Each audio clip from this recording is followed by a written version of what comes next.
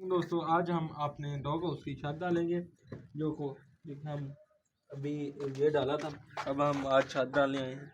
ये पहले नंबर पर यहाँ कोई सी भी पट्टी रखते हैं। यहाँ पर ये हमने गार्डर के तौर पर डाला है और यहाँ ईंट रखते हैं। थोड़ा सा चढ़ा इधर, थोड़ा सा हमने अगली टाइल भी रखनी है, यहाँ पर ही रखते हैं। और उसके बाद ये टाइल, उसके बाद ये हम इधर भी रख देंगे।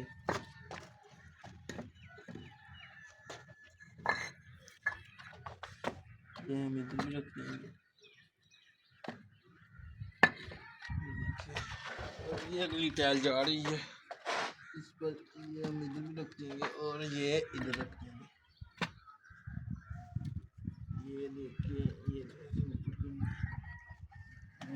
ये इधर रख दी। ये हमने वैसे भी पक्का बनाया हुआ है और जब ये प्लास्टर हो जाएगा ना चारों तरफ से, चारों तरफ से, ये अंदर से भी, यहाँ से भी, जो ये बड़ा मजबूत हो जाएगा और अच्छा भी लगेगा और प्यारा भी लगेगा।